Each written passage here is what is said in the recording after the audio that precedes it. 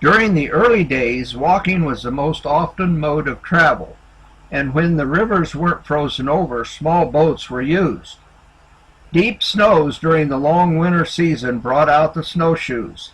The design of the rawhide webbing on this light frame made travel on the snow much easier, as one did not sink down much in the snow, even when carrying considerable weight. During the frozen season, the early Goldfield camps were only accessible by dog sled, and everything moving went by dog sled. The Malamutes were noted for their power, and the Huskies for their speed, weighing about 45 pounds and each able to pull up to 200 pounds on a sled. The nature of these dogs was to run and pull. In many places, we saw long sleds able to carry many supplies using 8 to 10 dogs. The Yukon River provided a relatively simple way to move people and goods from Whitehorse to Dawson City during the summer, a distance of 470 miles. But about 8 months of the year it was frozen over, limiting its use for transportation. Sternwheelers are a low-draft, flat-bottomed boat best suited to the shallow, wide rivers found in Alaska and Yukon. During the summer of 1897, 30 new sternwheelers made their appearance around Whitehorse. A year later, over 200 small sternwheelers tied the Yukon River.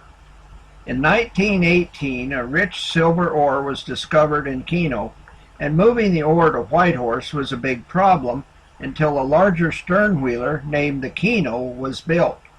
The Keno carried 200 tons with a 4-foot draft and could navigate the 60-mile Stewart River from Mayo to the Yukon River.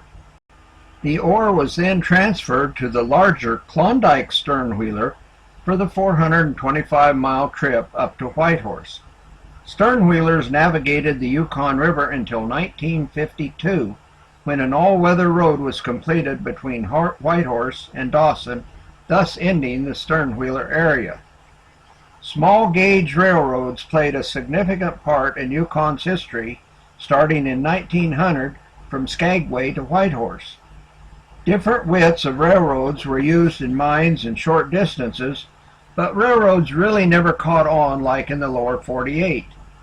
Two reasons for a narrow gauge track is: 1, less material to blast away, and 2, much tighter curves could follow the landscape. I have read historical records where the distance between narrow gauge rails was 3 feet, while in Skagway I measured 50 inches between the rails in the Yukon and White Pass switchyard. A standard U.S. rail distance is 60 inches. Different rail widths was not uncommon for these short distance railroads that did not connect with other lines. In 1902, the Yukon Territory contracted with the White Pass and Yukon Railroad to build a road from Whitehorse to Dawson, a distance of 330 miles and shorter than the 470 miles on the winding Yukon River.